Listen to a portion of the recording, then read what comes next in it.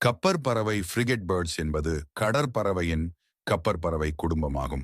இவற்றில் 5 இனங்கள் உள்ளன. இவை போர் பறவை மனிதன், கப்பல் கூழைக்கடா அல்லது கடற்கொள்ளை பறவை எனவும் அழைக்கப்படுவதுண்டு.